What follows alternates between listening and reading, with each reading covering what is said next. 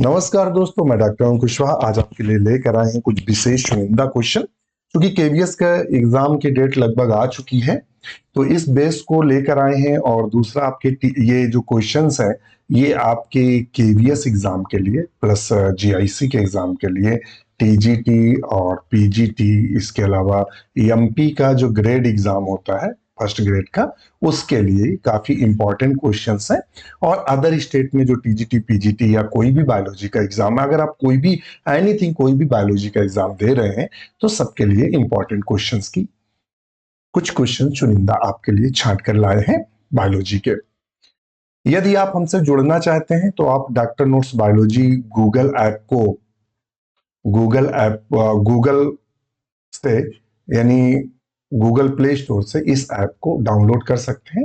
एक छोटा सा सम साइन अप आएगा, साइन अप कर लीजिएगा। तो यहाँ 3 बैच दिखाई देगा। एक केवीएस प्लस जीआईसी का कॉम्बो बैच है, ध्यान रखिएगा। ये कॉम्बो हम क्यों कह रहे हैं? कॉम्बो इसलिए कह रहे हैं कि जैसे ही जीआईसी का एग्जाम खत्म होगा, तो उसके बाद केवीएस का एग्जाम जैसे खत्म होगा, तो केवीएस के बाद ये बैच चलता रहेगा जीआईसी तक। जब तक यूपी में जीआईसी का प्री एग्जामिनेशन नहीं होगा, तब तक ये बैच आपका साथ देता रहेगा। हम कोई भी बैच सिंगल नहीं चलाते, हम हरदम कॉम्बो बैच चलाते हैं। दूसरा बैच है टीजीटी पीजीटी प्लस ईएलटी का।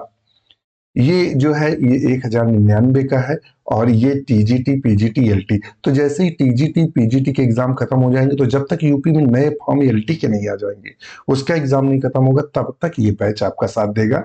ये 1199 का है। इसके साथ एक बैच है हमारा 999 का, जो कि टीजीटी पीजीटी तक का है। इन सबकी जो वैलिडिटी है वो एग्जाम तक है। जैसे कि टीजीटी पीजीटी का एग्जाम होगा, जब तक एलटी का नहीं होगा तब तक ये 1199 वाला बैच चलता रहेगा। केवीएस का एग्जाम हो जाएगा, कोई टेंशन नहीं है, केवीएस का आप दे लो। जीआईसी का जब तक यूपी में फॉर्म आकर एग्जाम नहीं हो जाएंगे, तब तक ये केवीएस और जीआईसी का कॉम्बो बैच चलता रहेगा। इसके अलावा सारी थ्योरी क्लासेस के अलावा नोट्स आपको अवेलेबल रहेंगे, प्रैक्टिस सेट, रात को डिस्कशन और सी सब आपको अवेलेबल रहेंगे। तो जुड़िए आज ही हमारे साथ, शुरू करते हैं वीडियो। क्वेश्चन नंबर पे नजर डाल लेते हैं, थोड़ा सा इसको इरेज कर दें, इरेज करके देखते हैं और क्वेश्चन नंबर पे नजर डालते हैं। पहले नंबर पे क्वेश्चन नंबर पहला क्या कर रहा है? एक रेड पेन ले लें, तो रेड थोड़ा सा दूर से दिखेगा, रेड पेन ले लेते हैं। एक number, the pigments that give class Rhodophyceae. Rhodophyceae में कौन आते हैं? Red algae. It's distinctive the red colour are. कहता है कि जो पिगमेंट पाया जाता है क्लोरोफाइसी या रोडोफाइसी में, जिसके कारण रेड कलर होता है, वो इसमें कौन सा है? उसका कहना ये है। तो पहले तो यहां से जब हम इनके कलर का वेरिफिकेशन करते हैं, तो यहां ध्यान रखिएगा, क्लोरोफिल ए सब में कॉमन होता है। जनरली जो हम विभाजित करते हैं वो 4 भागों में विभाजित करते हैं। एक तो ब्लू ग्रीन एल्गी यानी साइनोफाइसी, साइनोफाइसी जिसमें हम ब्लू ग्रीन एल्गी आती हैं, ब्लू ग्रीन एल्गी आती हैं। और दूसरे आते हैं क्लोरोफाइसी, क्लोरोफाइसी। और तीसरा आता है फियोफाइसी, फियोफाइसी। और आता है रोडोफाइसी। ये 4 ग्रुप मेन है, रोडोफाइसी ये ग्रुप। तो एक चीज ध्यान रखिएगा, इन सब में जो कॉमन है वो ए कॉमन है। क्लोरोफिल ए, इसमें chlorophyll A, chlorophyll A, chlorophyll A, chlorophyll A लगभग सब में कॉमन दिखाई देता है। किसमें दिखाई देता है? सब में लगभग क्लोरोफिल ए हमें कॉमन दिखाई देता है। अब इसके अलावा अब यहां बदलता है कि कौन किसमें कैसे पिगमेंट पाया जाएगा, वो अब यहां बदलता है। तो ध्यान रखिएगा, जो मेन पिगमेंट सिस्टम है, तो क्लोरोफिल ए जो है और present in all group of the algae, सभी ग्रुप में पाया जाता है। क्लोरोफिल जो बी है, क्लोरोफाइसी में ए और बी पाया जाता है, फियोफाइसी में ए और सी पाया जाता है, रोडोफाइसी में ए और डी पाया जाता है। अच्छा, अब रही बात यहां, तो यहां से एक प्रकार में आया कि रोडोफाइसी लास्ट में है और डी भी लास्ट में आता है।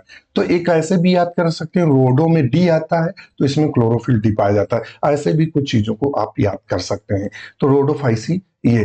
अब इसके अलावा ये वाले पिगमेंट लगे हुए हैं, ये वाले, ध्यान रखिएगा, ये पिगमेंट काफी खास हैं जो कि आपको परेशान कर सकते हैं। तो हम यहाँ थोड़ा सा, यहाँ से क्वेश्चन बहुत इंपॉर्टेंट बनता है। तो ध्यान रखिएगा, जो साइनोफाइसी होता है, साइनोफाइसी होता है, इसमें जो मुख्य पिगमेंट होता है वो सी फाइकोसाइनिन होता है। सी फाइकोसाइनिन लिख लीजिएगा, साइनिन होता है, सी फाइकोसाइनिन होता है। और क्लोरोफाइसी में कौन होता है? क्लोरोफाइसी में, तो क्लोरोफाइसी में क्लोरोफिल ए और बी ये डोमिनेंट होते हैं। फियोफाइसी में, फियोफाइसी फियोफाइसी को हम किस नाम से जानते हैं? तो ब्राउन एल्गी के नाम से जानते हैं, ब्राउन एल्गी के नाम से हम इसको जानते हैं, फियोफाइसी को। तो फियोफाइसी के नाम से जानते हैं। और जो फियोफाइसी होती है, इसका मुख्य पिगमेंट क्या होता है? तो फ्यूकोजेंथिन होता है, फ्यूकोजेंथिन होता है। ध्यान रखिएगा, क्या होता है? फ्यूकोजेंथिन होता है। और नेक्स्ट आया हमारा रोडोफाइसी, रोडोफाइसी। तो रोडोफाइसी का मुख्य पिगमेंट क्या होता है? तो फाइको इराइथ्रिन होता है। क्या होता है? फाइको इराइथ्रिन होता है, फाइको इराइथ्रिन होता है। चलो, फाइको इराइथ्रिन। अब यहां से देखिए हमें सब डाटा मिल गया। क्लोरोफिल ए और बी ये किसका कॉमन है? ये क्लोरोफाइसी का कॉमन है, मगर फाइकोइराइथिन नहीं, इसको हटा दें। अगर क्लोरोफिल ए और सी और फ्यूकोजेंथिन किसका है? तो ये कॉम्बिनेशन है फियोफाइसी का। किसका दिया है? फियोफाइसी का कॉम्बिनेशन है। अच्छा, क्लोरोफिल ए और डी और फाइकोइराइथिन, तो ये है किसका है? तो ये है रोडोफाइसी का। किसका है? रोडोफाइसी का। तो ऑप्शन, चूंकि इसने रोडोफाइसी पूछा है, तो ऑप्शन सी को हम सही करेंगे। किसको सही करेंगे? ऑप्शन सी को हम सही करेंगे। समझ गए होंगे आप क्या हम करना ये। इसलिए अब आप कहेंगे इतना डिटेल क्यों हमें बता दिया, इतने की जरूरत क्या थी इतने डिटेल की? तो मित्र, जरूरत ये थी कि तभी आप, अब यहां मान लेते हैं वो ए का पूछ सकता है, यहां तो क्वेश्चन हमारे पास उसने क्लास रोडोफाइसी को पूछा है, आपसे बी पूछ सकता है, क्लोरोफाइसी पूछ सकता है, रोडोफाइसी, फियोफाइसी, और कुछ भी पूछ सकता है। तो आप जब तक पूरा डाटा नहीं जानेंगे, इस क्वेश्चन से कम आप 20 क्वेश्चन सॉल्व कर सकते हैं, जितना हमने डाटा आपको बताया।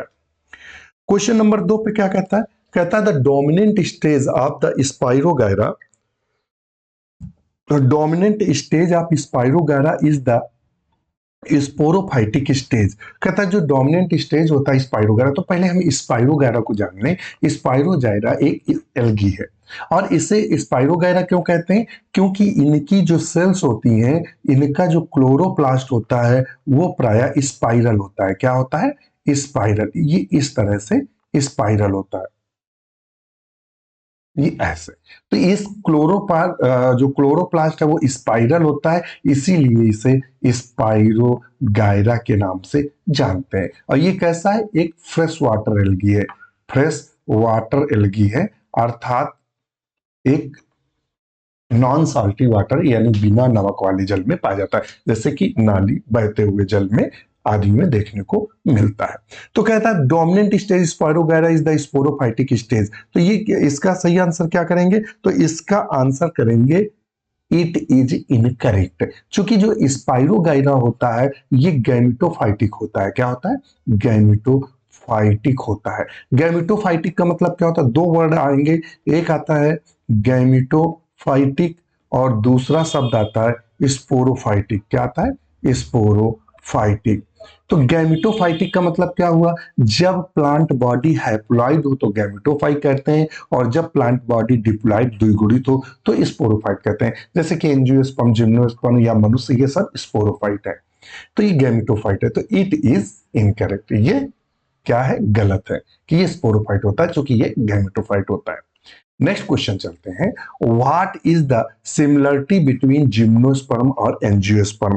प्राय जिम्नोस्पर्म और एंजियोस्पर्म में मुख्य सिमिलरिटी क्या है, यानी समानता क्या है? जिम्नोस्पर्म का मतलब होता है अनावृत बीजी, अनावृत बीजी, और इसको बोलते हैं आवृत बीजी, आवृत बीजी। ध्यान रखिएगा। तो अंतर क्या, phloem both have companion cell, नहीं, जो जिम्नोस्पर्म होता है, जिम्नोस्पर्म के फ्लोएम में किसका अभाव होता है, companion cell. Endosperm form before fertilisation in both, नहीं, बिफोर फर्टिलाइजेशन सिर्फ जिम्नोस्पर्म में बनता है, किसमें बनता है, जिम्नोस्पर्म में बनता है।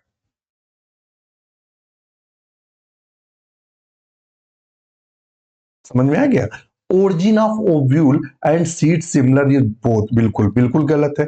Both have leaves stem and root, बिल्कुल सही है।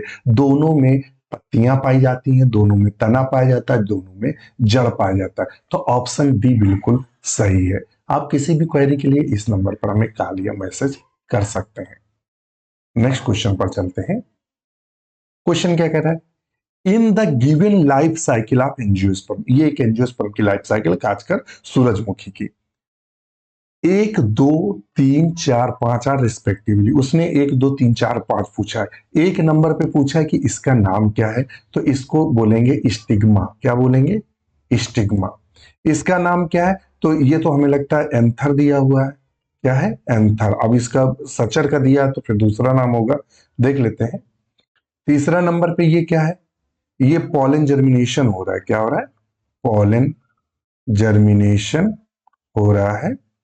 ठीक है।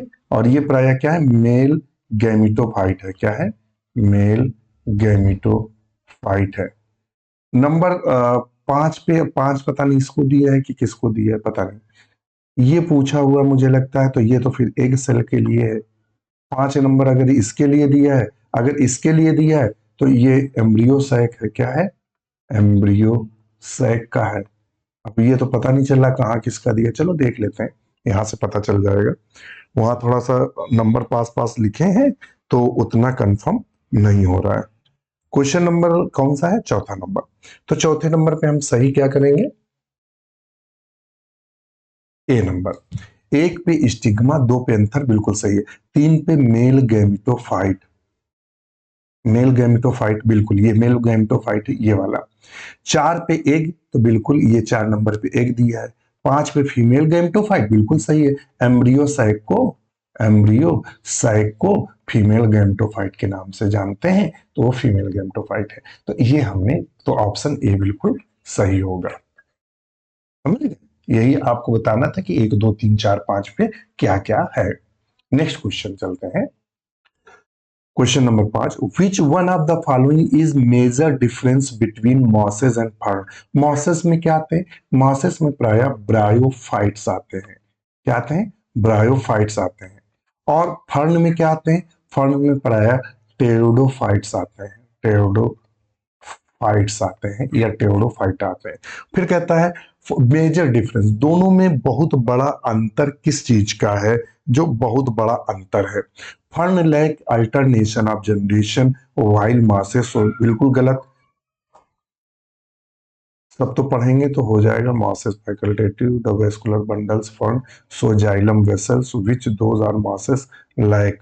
Sporophyte is fern live much longer as compared to the sporophyte of masses।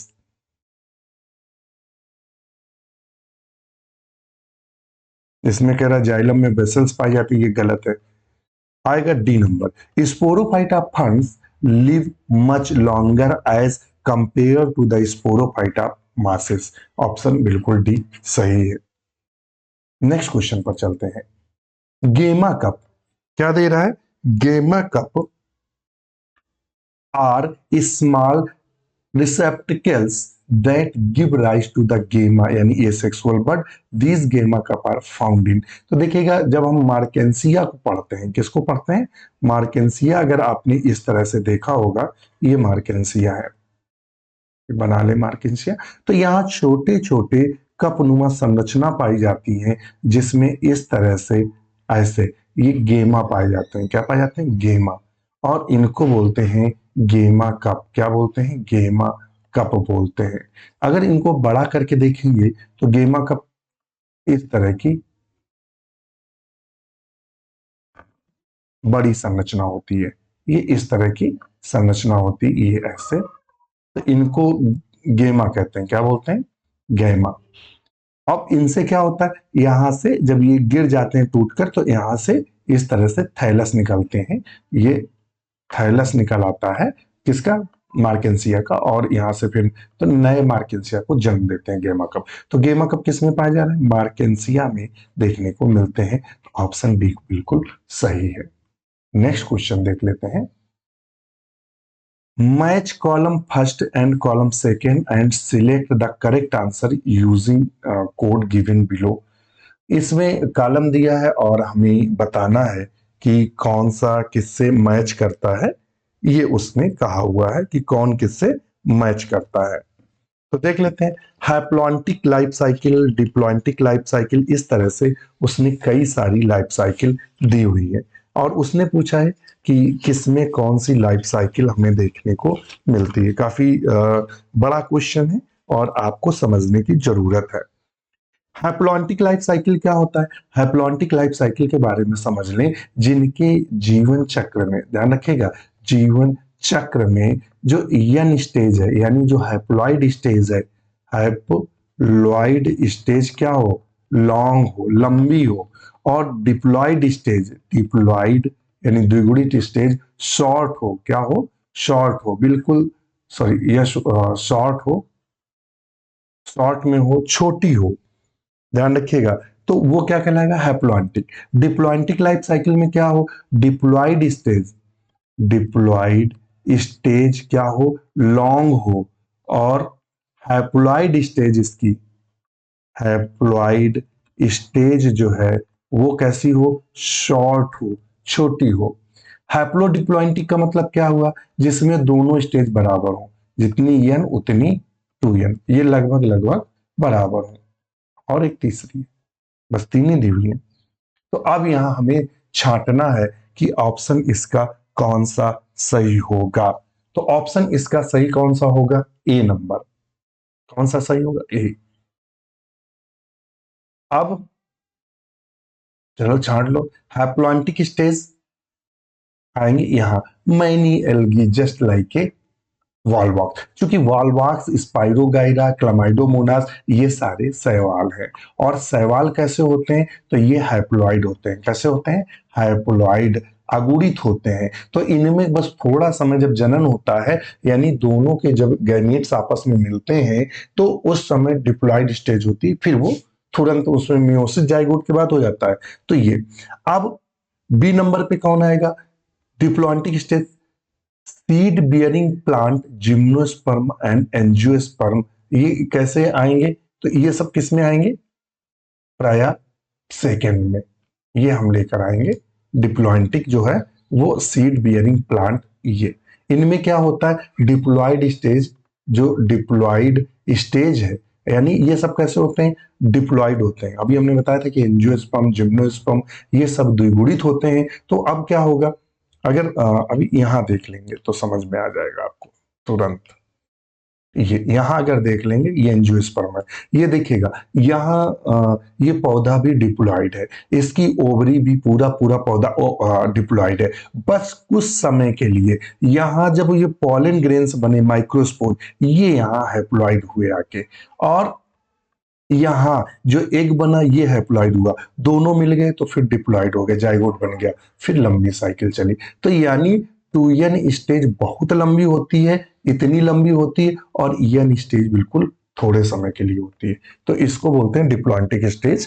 ये आप समझ गए होंगे जो हम कहना चाह रहे हैं और आपको समझाना चाह रहे हैं। और नंबर सी में क्या आएगा? First number. तो हैप्लोडिप्लॉइंटिक में क्या आएगा? ब्रायोफाइट्स है, टेरोडोफाइट्स है, एक्टोकार्पस है, पॉलीसाइफोनिया, कैल्प्स आदि आएंगे। नेक्स्ट क्वेश्चन देख लेते हैं।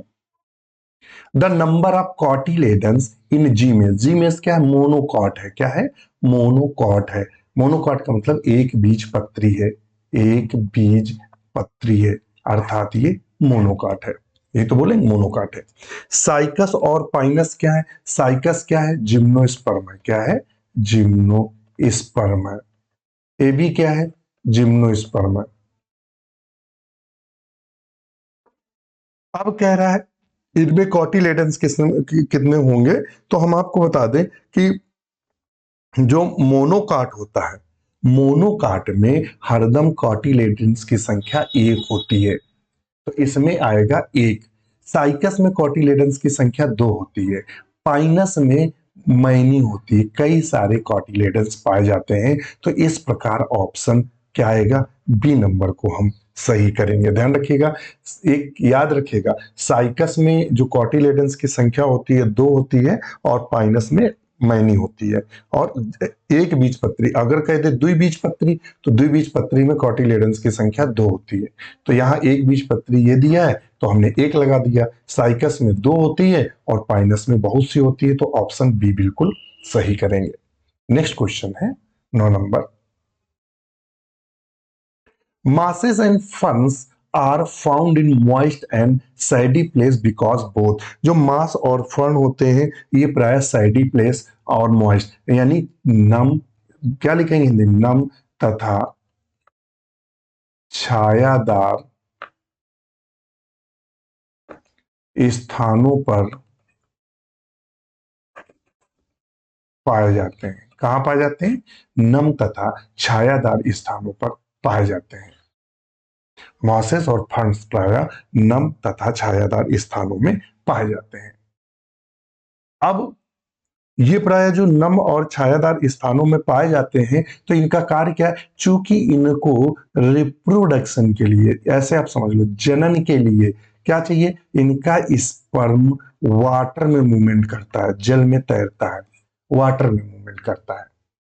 तो इनको किसकी आवश्यकता पड़ेगी, require presence of water for fertilisation, चूंकि इनको जनन के लिए जल की आवश्यकता पड़ती है, इसलिए ये नम तथा छायादार स्थानों में पाए जाते हैं। तो ऑप्शन ए को बिल्कुल सही करेंगे। नेक्स्ट क्वेश्चन देख लेते हैं। The main plant body of pteridophytes, pteridophytes की जो प्लांट बॉडी होती है वो डिप्लॉइड होती है, द्विगुणित होती है। और जो डिप्लॉइड पौधे होते हैं वो स्पोरोफाइट कहलाते हैं। क्या कहलाते हैं, स्पोरोफाइट कहलाते हैं। तो इनमें ऑप्शन क्या लगाएंगे 10 नंबर पे, तो लिखाएंगे स्पोरोफाइट यानी 2n which differentiated into root stem leaf, बिल्कुल यही सही है। इनकी प्लांट बॉडी कैसी होती है, द्विगुणित होती है, और ये जड़ तना पत्ती में विभेदित होते हैं। तो ऑप्शन ए को बिल्कुल सही करेंगे। नेक्स्ट क्वेश्चन है, the ploidy level of protonema, apophysis and calyptra, the perichaetial leaves in Funaria are. इसने अलग अलग पूछा है कौन कैसा होगा। उसका कहना यह है कि प्रोटोनिमा कैसा होगा, एपोफाइसिस कैसा होगा, और कैलेप्ट्रा कैसा होगा। कैलेप्ट्रा आर्चिगोनियम से विकसित होता, ध्यान रखिए। कैलेप्ट्रा कैसा होगा, पेरिकीटियल लीव्स कैसी होंगी, और फ्यूनेरिया कैसा होगा।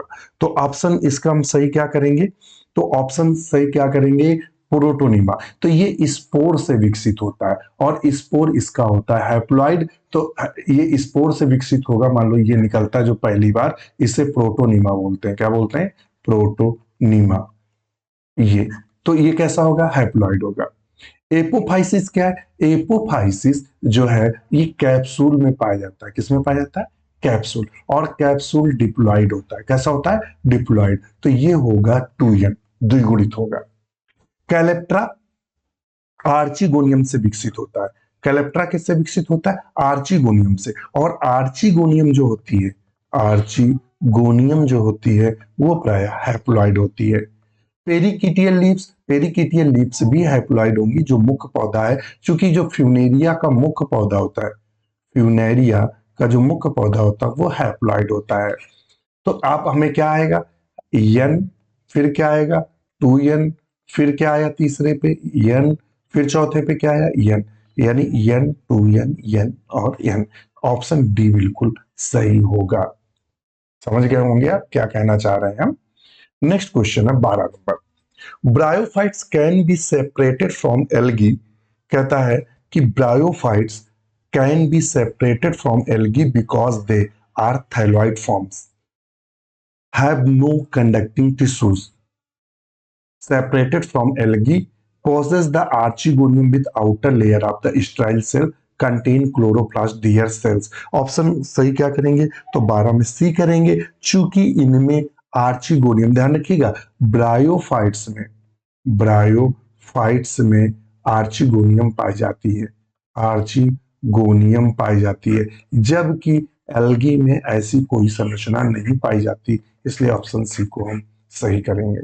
नेक्स्ट क्वेश्चन है, rhizophore is not true root because it is. Rhizophore क्या है, जब हम सिलेजिनेला का अध्ययन करते हैं, सिलेजिनेला का, तो सिलेजिनेला में एक पाया जाता है राइजोफोर, क्या पाया जाता है, राइजोफोर। राइजोफोर में प्राय रूट के भी लक्षण होते हैं और स्टेम के भी लक्षण होते हैं, जड़ के भी लक्षण होते हैं और तने के भी लक्षण होते हैं। तो कहता है rhizophore not a true root because it is, इसे रूट क्यों नहीं मानते हैं, क्योंकि इसकी जो ओरिजिन होती है वो प्राय कैसी होती है, इसकी ओरिजिन, तो इसकी ओरिजिन प्राय एक्सोजीनस होती है, इसलिए हमें इसे रूट नहीं मानते हैं, तो ऑप्शन बी सही होगा। Which of the following occurs both in fresh as well as marine water. इनमें से प्राय फ्रेश वाटर में तो पाया जाता है मगर मैरीन में भी पाया जाता है, वो कौन ऐसा है जो ऐसा होता है, तो हम आंसर क्या सही करेंगे, तो ऑप्शन करेंगे क्लेडोफोरा।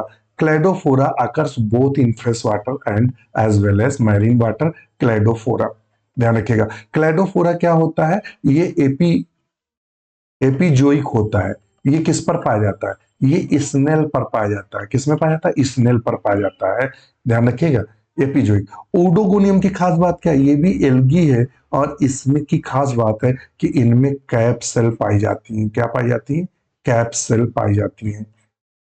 स्पाइरोगायरम में भी हमने बताया था स्पाइरल प्रोटोप्लाज्म पाया जाता है, इस तरह से स्पाइरल प्रोटोप्लाज्म पाया जाता है, तो ऑप्शन इस हिसाब से बी को हम बिल्कुल सही करेंगे। फिर आता है Ectocarpus, Dictyota, Laminaria, Sargassum and Fucus belong to the class. देखिए Ectocarpus, Dictyota, Laminaria, Sargassum, Fucus, ये किस क्लास को बिलोंग करते हैं, तो ये सारे के सारे फियोफाइसी को बिलोंग करते हैं।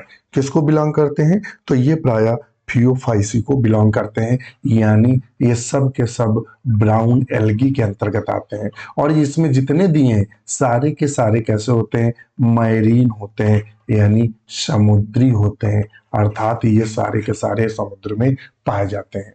लैमनेरिया से आयोडीन भी प्राप्त की जाती है, क्या प्राप्ति, आयोडीन भी प्राप्त की जाती है। सारगासम क्या होता है, सारगासो सी का भी निर्माण करता है, ध्यान रखिएगा। विच of the following is living fossil, इनमें से लिविंग फॉसिल कौन है। लिविंग फॉसिल्स का मतलब क्या हुआ, जो आदि समय से अब तक हूबहू उसी स्टेज में अब तक जीवित हैं, वो सब लिविंग फॉसिल्स के अंतर्गत आते हैं। तो प्राय जिम्नोस्पर्म में जब लिविंग फॉसिल की बात करते हैं, जिम्नोस्पर्म में तो दो पौधे आते हैं, एक साइकस भी लिविंग फॉसिल्स है और एक गिंगो बाइलोबा, बाइलोबा लिविंग फॉसिल्स है, साइकस भी है और गिंगो बाइलोबा। तो अब साइकस तो यहां दिया नहीं, कहीं साइकस दिया नहीं, मगर गिंगो बाइलोबा दिया है, तो ऑप्शन बी को हम सही करेंगे, गिंगो बाइलोबा। थूजा आप सब जानते हैं, मोर पंख के नाम से जानते हैं, गार्डन में खड़ा रहता है, तो ऑप्शन बी सही है। नेक्स्ट क्वेश्चन देखते हैं, match column first and column second, select the correct answer using code given below. Column first और सेकेंड को करना है तो देख लेते हैं, तो ये देखिएगा बी में है लिविंग फॉसिल, तो मिला लो गिंगो से। पेरीट्राइकस फ्लैजिला अगर मिलाना है तो मिला लो इश्चरेचिया कोलाई से, इससे मिला लो इश्चरेचिया। राइजोफोर जो पाया जाता है वो पाया जाता है स्लेजनेला, क्या हुआ, राइजोफोर, स्लेजनेला तो यहां दिया नहीं, यहां दिया, ये दिया, ये स्लेजनेला दिया है। स्मॉलेस्ट फ्लावरिंग प्लांट में आएगा वोल्फिया, लार्जेस्ट पेरेनियल एल्गा में आएगा माइक्रोसिस्टिस। ये आपका क्रम देख लीजिएगा, यही क्रम है आपका। नेक्स्ट क्वेश्चन पर चलते हैं। क्वेश्चन कह रहा है, थॉटफुल है, आपको सोचना है इसमें, in some of the lever word, lever word का मतलब हुआ आपके रिक्सिया और मार्केंसिया से, रिक्सिया एंड मार्केंसिया से।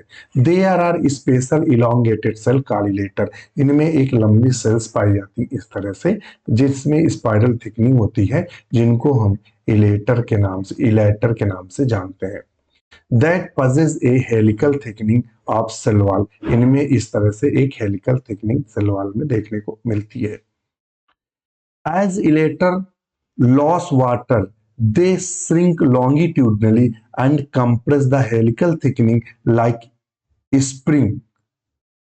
When the stress reaches the critical point, the compressed spring snaps back and is resting position the liberating hundred. ये क्या करते हैं, एकदम फैलते हैं तो जो स्पोरेंजियम, मान लो ये स्पोरेंजियम है और ये अंदर पड़े हैं और ये एकदम से फैलते हैं तो स्पोरेंजियम फट जाएगी और इनके अंदर जो स्पोर है वो मुक्त हो जाएंगे। स्पोर क्या हो जाएंगे, जब ये इसके इलेक्ट्रस के कारण स्पोरेंजियम फटेगी तो स्पोर मुक्त हो जाएंगे। तो liberated hundreds of in all direction. तो यहां भरना है, क्या भरेंगे, तो यहां हम क्या भरेंगे, तो यहां मित्र क्या भरेंगे बताओ मैं।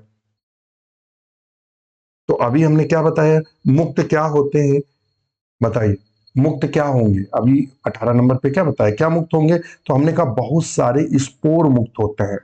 क्या मुक्त होते हैं, स्पोर। तो ये स्पोरेंजियम से स्पोर मुक्त हो जाते हैं, तो ऑप्शन बी सही करेंगे। विच one of the following is the considerable economic importance, इसमें से जितने दिए हैं चारों के चारों ब्रायोफाइट्स है। क्या है, ब्रायोफाइट्स है। ब्रायोफाइट्स में एक ही प्लांट है जिसका इकोनॉमिक इंपॉर्टेंट है, इकोनॉमिक इंपॉर्टेंट है, वो है स्फैग्नम। स्फैग्नम को प्राय हम कॉटन की तरह भी यूज करते हैं, कॉटन के लाइक हम यूज करते हैं, कॉटन की तरह भी यूज करते हैं। तो ऑप्शन डी सही होगा।